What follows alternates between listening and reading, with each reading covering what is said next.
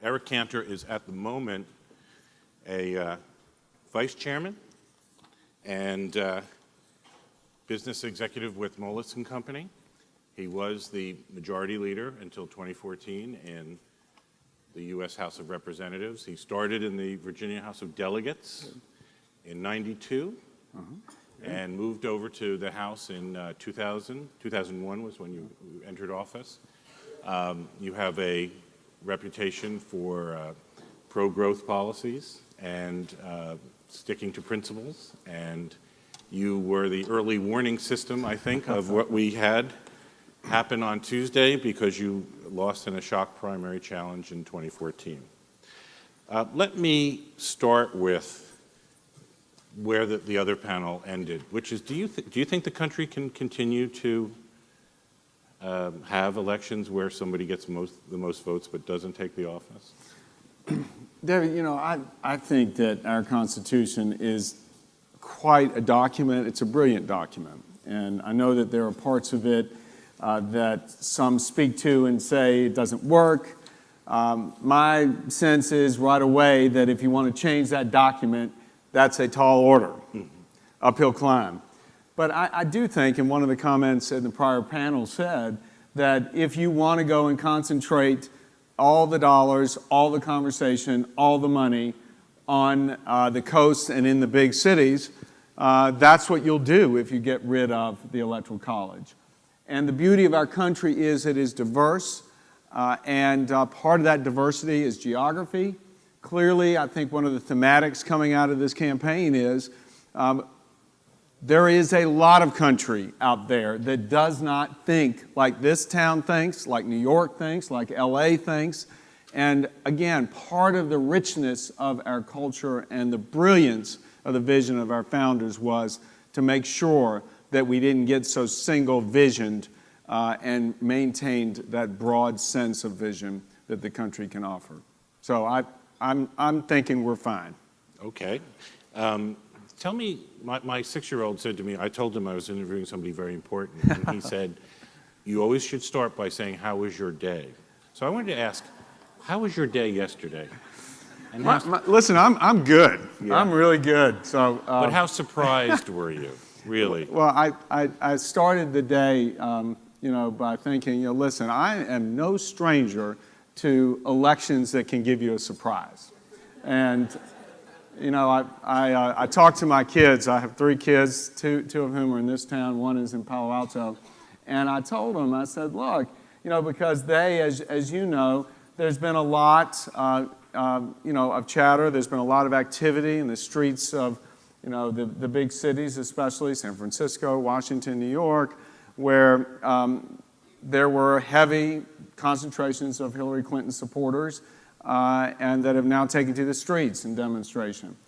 But I think my kids, having been through 2 years ago what my family went through, and a real shocker, you know, they too say, look, worse things can happen. You know, we live in a great country. Life will go on. And so I saw the election returns, and like many of you, probably couldn't sleep afterwards because of all the thoughts that conjured up of what lies ahead of our country. As a Republican, very heartened to see that both the House and the Senate Republican now able to work with the Republican White House. I did caution myself in that positive vein of thought and say, you know, there are no excuses now. My party has to act. Yes, and David Hawkins, who ran the other panel, started his column, banged it out at about 3 in the morning and said, you broke it, you earned it, you own it. But I know you wouldn't agree with the first part of that phrase. But no, listen, no, we can have that discussion. Well, let's have that discussion. How do we put this thing together? And let me ask, one of the reasons I'm really excited that you're here is because, of course, you're now a businessman as well. So you have both the perspective. We're going to get into that on how there's a gap. So let's start with that, which is this election, both primary and general, revealed a real gap between the political class and middle-class Americans. So let's start with that, because if you're advising the Democrats, do you say your only hope is obstruction? And if so, then that just perpetuates the broken nature of the institution. Well, I think when you look at this election, and I can't really see if I ask this question of who's read that book by J.D. Vance out called Hillbilly Elegy. But I just finished the book, and I don't know if it was purposely written and published around this election, but it is sort of indicative, I think, of a culture in a certain region of the country that perhaps is reflected elsewhere, of a broad swath of demographic that really has been disaffected and left out. And just from a variety of reasons, generational, just hasn't seen that kind of hope and aspiration and ability to rise that I think most of us would like to say that we or our kids have. And that is what Donald Trump tapped into, is that disaffected sense, that anger, that notion that Washington is really broken when it comes to solving problems for that group of people. And it is quite something, and if you look at the way that he spoke to the voters, and listen, I was one of the first when he would say some of the things that were vulgar or distasteful to speak out, as many people in this town did on my side of the aisle, in denouncing that kind of language or those kind of things. But, Peter Thiel said at the Republican convention in Cleveland something that very, very wise, and that was media, for many in this room, media took Trump literally, whereas voters took him seriously. And that is something to think about, because when he said some of the things that seemed so outrageous, there was this general sense that he was conveying to people who may not be living in this bubble of Washington, New York, LA, and the rest. So I think it is about not speaking in this Washington garble, approaching problems in a way, given our society today of the 24/7 rapid information flow, to penetrate through, to demonstrate that you hear somebody. And again, now you get to the point where you've got to go and execute on those sort of visions you put out there, because there's not a lot of granularity yet as to what exactly that means in a Trump White House. Absolutely. Now, do you think that the legislative agenda is really going to be provided by Paul Ryan? Well, I know that Paul and certainly Kevin Brady in the House Ways and Means Committee, they've been working on tax reform now for some time. And in fact, goes back to when I was the leader and Dave Camp had presented the initial white paper. And so I think they'll be ready. I think most of us were taken by surprise with the outcome of the election. And I guess no one or neither party is ever really ready until the time comes. But I know there's some smart minds, hardworking people on the Hill ready to take the mantle and drive. Now, Donald Trump seems to me to be one that clearly is going to have an idea of where he wants to take things. So having worked in Congress and being elected during the Bush years when we controlled everything, I look back on those years, and the White House has a lot to say and a lot of influence on what happens. So I do think there'll have to be some initial trying to feel out whose role is what and how it's going to play out. Let's just talk a little bit more about the politics, because on paper, Donald Trump is the last vessel for that kind of discontent. A billionaire, glitzy, television guy, famous.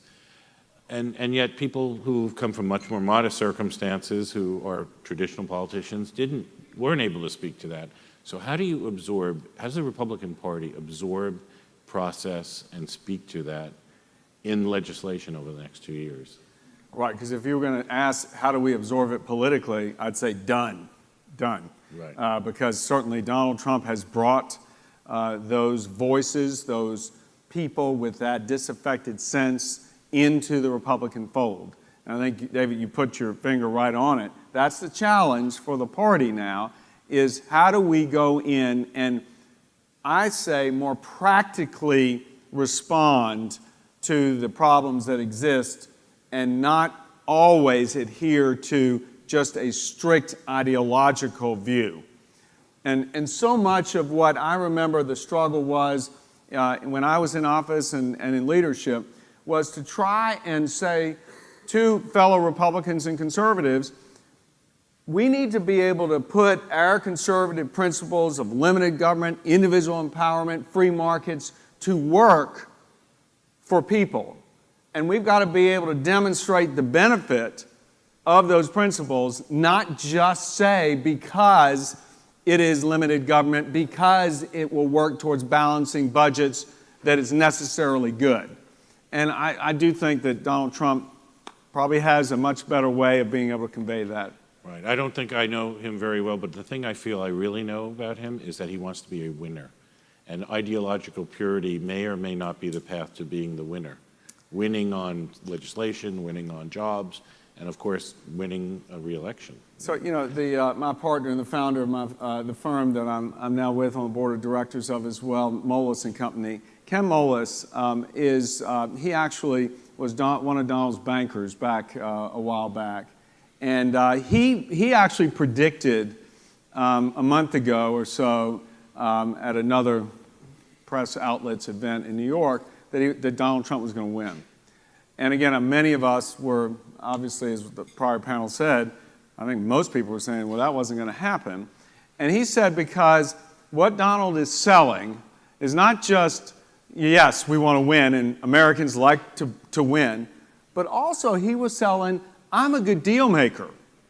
I'm a good deal maker. I know how to go and get you the better deal. And if you think about the swath of the electorate that came out, that the party has had some difficulty bringing out, especially in the Rust Belt states over the last several decades, that's what they're looking for. They're looking for the shot in life. They're looking for somebody to say, I'm going to deal you a better deck. I'm going to give you a better shot to climb up the ladder.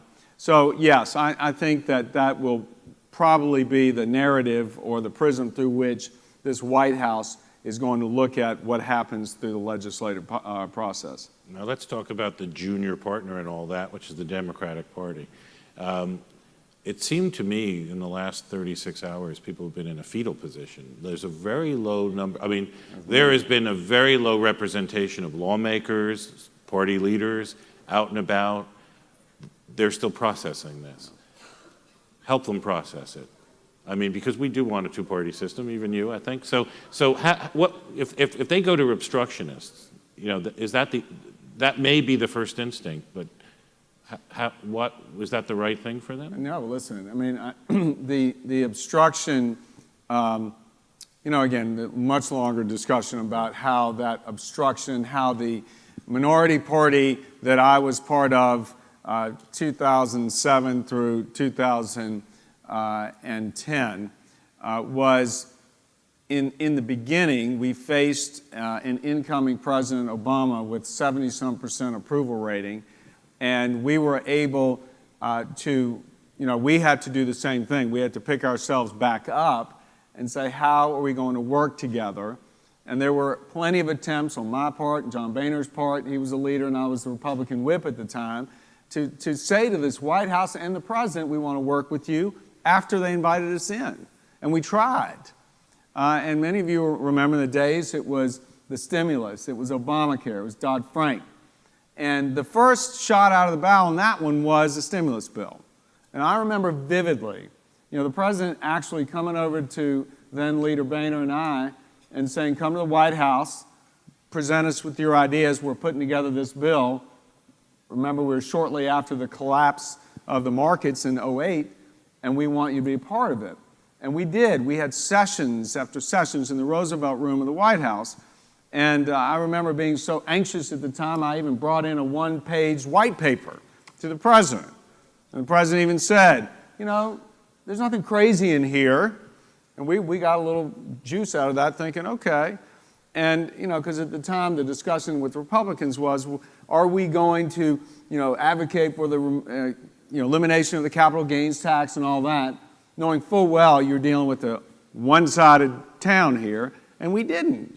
But again, all that sort of goodwill dissipated very quickly, And, obviously we have our interpretation of it, they have theirs as to why it just seemed that we were left out of that bill, which that started we're going to be against what you're doing if you're not bringing us in, which snowballed, and the overreach that occurred, in my opinion, those 2 years in 2009 and 10 allowed for the rebounding of the Republican Party in the House. And I think that's lessons here, for my party now, is we don't want to go and commit an overreach as a party. The Democrats, they owe it to their constituents and the country to try and be a part of things and at least try and work. I know President-elect Trump has said he wants to do that, and see if we can make it work. Because my sense is the country's really had it with, sort of blaming, two parties blaming each other and basically leaving so many people out. Right. So let's talk about some of the specific policy areas. Now, interesting, trade has been a bipartisan consensus area. Sounds like the election has sent a strong signal that there's a lot of people feel that, it's not working for them. I felt months ago that Trump had been winning the argument on that and shifted ground. Now you, as someone in the business environment, now care very deeply about trade. How do you square those two things now? Yeah, in spending a significant amount of time in Asia, both in Southeast Asia, in China, Hong Kong, Japan, there is a real priority that I see when I'm there being placed on TPP prospects. And as much has been written in this country in reflecting that notion that they see TPP more than just a trade sort of blueprint, they see it as a demonstration of American commitment to the region. And that's why most in the foreign policy arena, in my opinion, think it's a really important thing. But then flip back to the voters that really came out this election and said, you know what, trade's not working for me. And so I think, first of all, this lame duck, there's no question, there's no trade, and there's no TPP, even in my opinion, going to happen. But with Donald Trump and his insistence that we're going to go in and rework the trade agreements, I don't think there's many people that disagree that you could improve upon the existing agreements. So I think it all depends on what you mean when you say rework them.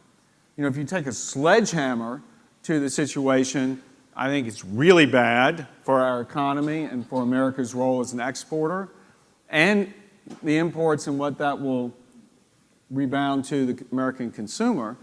So I do think there are ways to actually deliver on his promises, depending on who the USTR is and how he sort of works with that individual to go about affecting things in a positive way. But sledgehammer, no, I think very damaging for us as a country. Strikes me as that's really, barring a crisis, the first diplomatic challenge for President Trump, isn't it? Because these are an array of nations who didn't want to reopen negotiations. So you have to find a way to do that and it's a needle rather than a sledgehammer. Yeah. You up for that job? Yeah. No, I'm good. Okay. I'm good. Let's talk about, so taxes. I mean, tax reform has been on the table with all the bright minds in the Republican Party. What are the parameters there? And is it repatriation, tied to infrastructure? Yeah. And I heard walking in, one of the individuals on the prior panel, the question being, are Republicans going to pay for tax cuts? When I was there and still today, 2 years later, the rules are we don't pay for tax cuts. And that was contrary to sort of the philosophy that we're about. But the infrastructure bill is something else.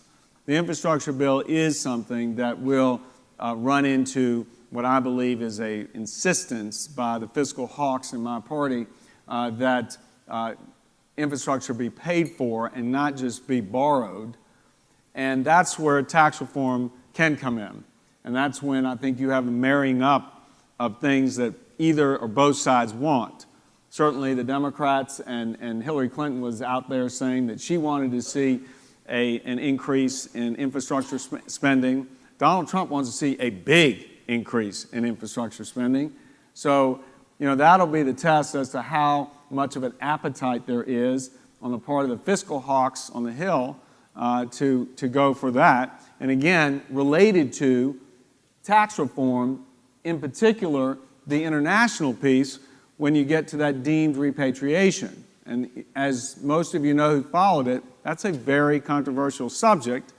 But I believe when you're talking upwards of $300 billion plus in terms of infrastructure package, who knows where the number will be, but that's where the money is, because I don't know where else you get it. And so I think the prospects are pretty good for Donald Trump to drive the infrastructure package, Kevin Brady, Paul Ryan, others in the House to design and put forward a real tax reform in a comprehensive way. And Chuck Schumer's already said that he favors the idea of repatriating. The generally accepted number is about $1 trillion overseas that could be brought back at a favorable tax holiday or a lower rate. Did you ever have any interaction with Schumer and the Democrats on that? Absolutely, and there was a lot of discussion in a bipartisan way that was going on even 2 years ago when I left about that and about the marrying up of these two things. But it's not just the tax holiday. It is putting in place an entire new regime so you don't get nicked on the scoring. And then again, if you're looking for tax enhancements, which would say not necessarily revenue neutral, you need to go look at this one-time tax or fee on profits abroad in exchange for a reduced rate here at home for corporate America and the insertion of territoriality into the system instead of the worldwide tax system that we have now.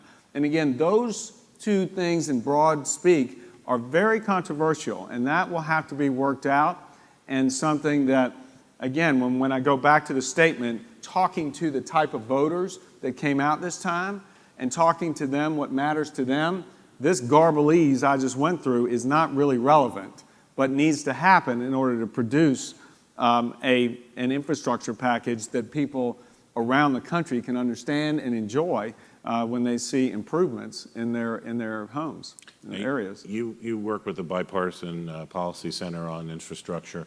What's your view on how much we really need to sort of get to level pegging, or, so we can drive up 95 and not be frustrated with, where's that vision? How much money do we need? Well, their estimate's $1 trillion plus. I mean, a lot of money. But interestingly, when I served on the executive council at BPC, there were 8 CEOs, and I was there. We would go around the country to Denver. I took them down to Richmond and hosted them there as to what Virginia was doing with public-private partnerships. My sense is there's liquidity out there in the private sector and a lot of the institutional asset managers ready to deploy capital to really match long-term capital up with their long-term pension commitments. Insurance companies the same way. But what the capital keeps saying is there is not, first of all, a pipeline of projects, we used to call those shovel-ready, that exists across the country, and there is a lot of risk associated with that capital, particularly because of politics and permitting. So the work of the BPC Executive Council, and there's a report out there about sort of some suggestions, heavily weighted to the states as to what you have to do to streamline some things at the state level so you can see these projects come forward and the process be more amenable to someone looking to undertake some risk in big numbers to address the need. So infrastructure, there's a lot of garblese to get to the new bridge. But let's talk about something that's very hot and emotional, and you don't need a lot of jargon, which is immigration. Now, you were a supporter of Jeb Bush, and you supported Trump when he triumphed in the primary process. You tweaked him on Twitter for softening his immigration stance seemingly in August. So let's talk about the politics of that and where you see a possible consensus. Well, It's a long road, isn't it? Yeah, I mean, listen, because it was certainly played a role in my primary loss, and we were trying to do something to move the needle. And if any of you recall and were following it, just as leader, I wanted to try and address the kids because I never believed that our country has a policy or law that allows us to hold kids liable for illegal acts of their parents. And just from a pure legal standpoint, if you don't even want to get to the human aspect, let's see if we can move that way. And again, that was too up the middle because both sides got upset because it was standalone, it wasn't comprehensive, and then it was considered amnesty, from my side on many instances. So,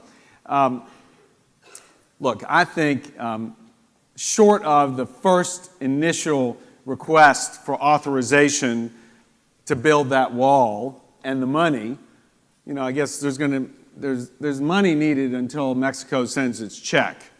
So, we'll see. But I think short of that kind of legislative action,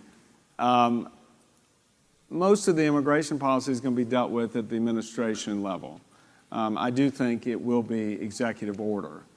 And echoing the last panel when they said, one party doesn't like executive orders when the other does it, I do think that the immigration piece will probably remain in that realm, other than, again, the funding and appropriations necessary at the border for building that wall. So what does that mean, actually? What does President Trump sign? Where is he going with that? Well, we'll have to see. I mean, there were things that were said in the campaign, in terms of refugee vetting and other things that, really from the initial position that Donald Trump staked out on immigration, it sort of gravitated back to the center over time. And if you think about the tools and art of persuasion and negotiation, maybe that's what that was. Where you say, look, trust me, I am going to be tough on this.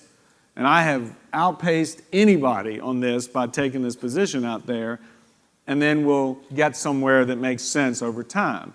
Who knows? Again, that's questions I know all of us are asking because there has not been a lot of definition around the kind of policies that will be pursued under a Trump presidency. To quote Mario Cuomo, you govern in poetry, or in this case maybe limericks, and you govern in prose. So where are the softenings? Like, let's talk about the Supreme Court. Isn't that a potential hazard area for overreach in case he's got two factions here, which is we have to have a solidly conservative justice, but then it turns into an ugly fight. I mean, is that, he's got a real crossroads issue there. How does he do that? How does he deal with that? Look, to his credit, he's been transparent about the kinds of people that he's thinking about and will offer up as justices for the Supreme Court. So I think it's a pretty straightforward play on his part. Yes, there's going to be controversy. There's always controversy. And do the Democrats want to filibuster that in the Senate? If so, how long will that last? If they try and leverage that for something else, how does President Trump react to that? And in the end, will that nuclear option that is in place for other appointees have to be applied to confirmation of Supreme Court justices? But I think rest assured that will be worked out, and we will have a full court in good order after the new administration and Congress is sworn in. So you're putting that high on if not the first order of business, right up high. Let's talk a little bit about the House Freedom Caucus, your friends there. Now, are they neutralized because of Tuesday? I think a lot of the tension, and I think there probably was not just two, but maybe three sort of factions, if you will, or broad movements within the party. I think all that's pretty much gone away now. And winning has this way of curing a lot of that. And the former colleagues that I've spoken with since the other night have said, we're going to get some things done. And so I believe, again, not being close to it anymore, but I do believe that they will do that. And given the opportunity with a president-elect who does not have a lot of experience in this town, certainly a vice president-elect who, you know, I served with for 12 years. Many on the Hill have served with him and know Mike Pence well. He certainly understands the process.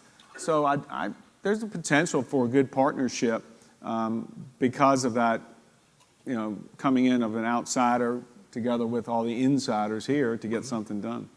Now, I have many questions, but I want to start inviting people. We have those two microphones. If you make your way there, we'll switch over to you and let you get a question or two in. So if anybody's interested, don't raise your hand, just go to the mic and then I'll point you out. Let me just, while people are going to the mics, now that I was thinking, what can I ask you now that I couldn't have asked you 2 years ago? I got a bunch of questions. Let's start with this one. Who are your favorite Democrats to work with, and who would Mike Pence be looking for to sort of work more in a bipartisan way?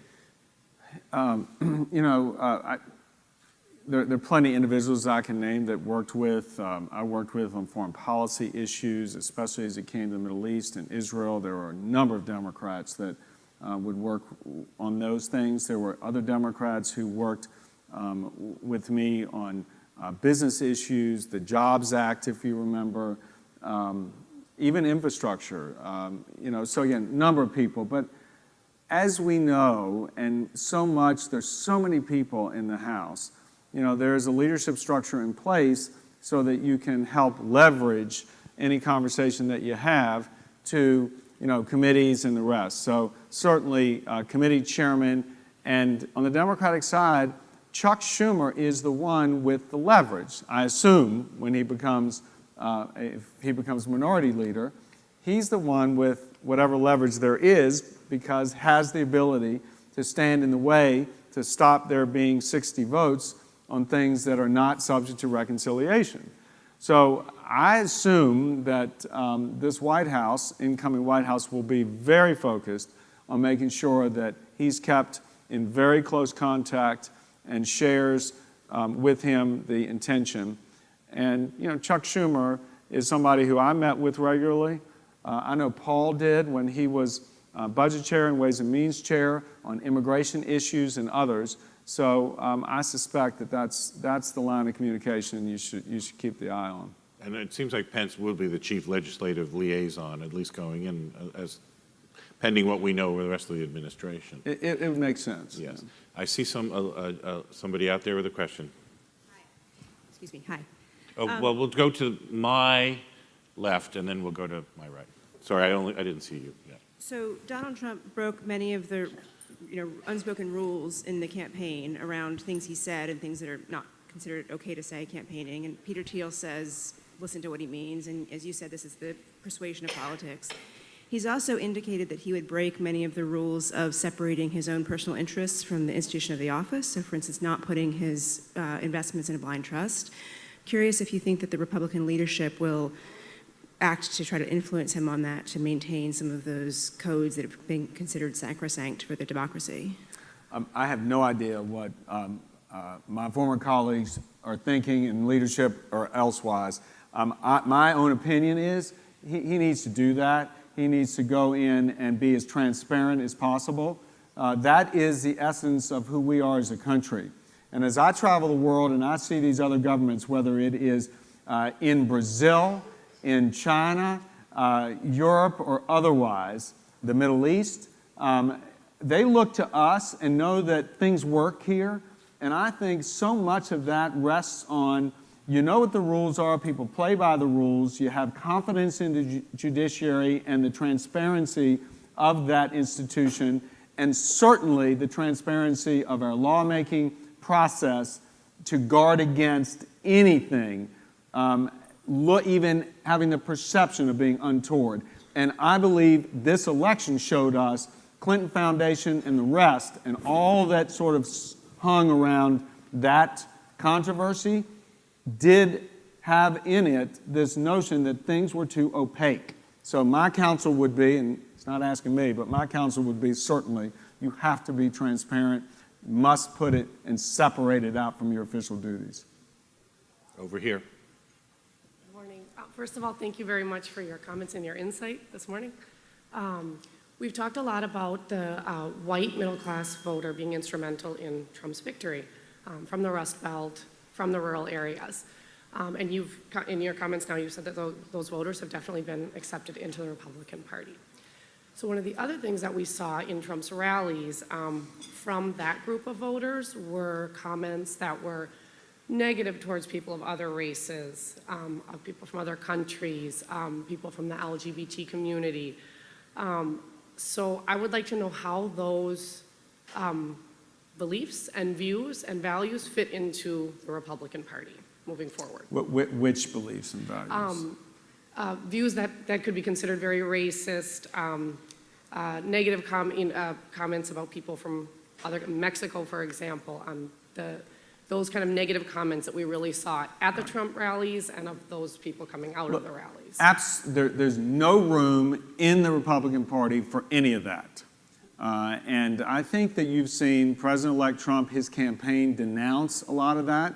Didn't always get the coverage, I think, that it should have, and perhaps early on it wasn't quick enough in coming. But I do think you saw leaders on the Hill, Paul Ryan, Mitch McConnell, and others, denounce those type of statements, sentiments, as soon as they arose. So my position is absolutely no tolerance for any kind of racism, any kind of nationalism, any kind of anti-Semitism, of which I certainly have some, unfortunately, some experience.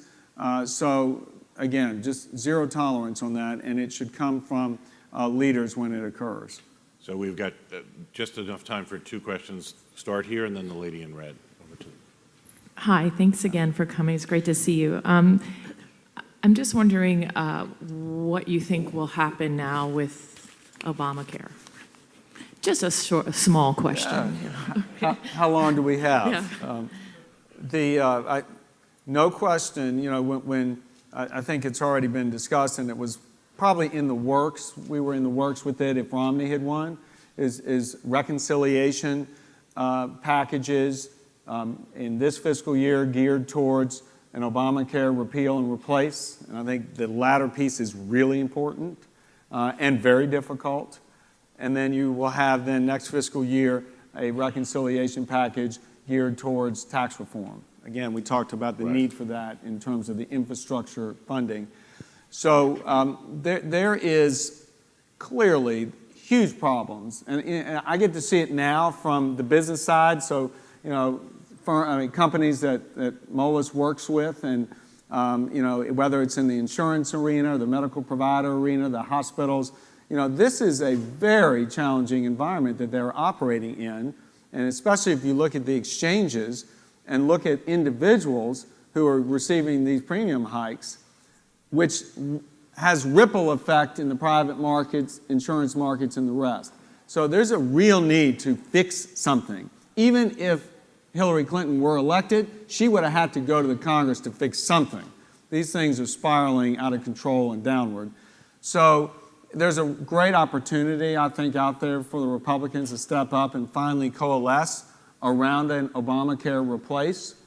And again, the devil's in the details. And when I was on the Hill, worked a lot with many of the physicians as well as committee chairs to try and gain consensus. And I think they'll get there. I really do. But it's, to me, probably going to be for them a priority and should be. Okay, we're running out of time, but I'm going to keep my question. I promised the lady over there. Thank you. I'm Peggy Orchowski. I'm the congressional correspondent for the Hispanic Outlook. I'm so glad you mentioned the KIDS Act, because I wonder how many journalists in this room even know that Republicans wanted to pass a law that would legalize the children who were brought in illegally, and the Democrats completely stopped it in 2013. Where were you 2 years ago? Well, Yeah, I was thank there, you. but nobody wants to write about it. The narrative is such. And that being said, there are other piecemeal bills that the Republicans have proposed over the years that never get any coverage because it's only about comprehensive. So do you think now that there may be a chance for some of those piecemeal bills like E-Verify or expanding investment visas or maybe giving green cards to some foreign students. By the way, there's over 1 million foreign students now in the United States this year. They hit the over 1 million mark. Yeah. So when we start legalizing foreign students, we better start talking about numbers. What about some of those issues in piecemeal, not comprehensive? Listen, I hope, yes, there is incremental progress abounding together with some of these larger initiatives that President-elect Trump's going to be about.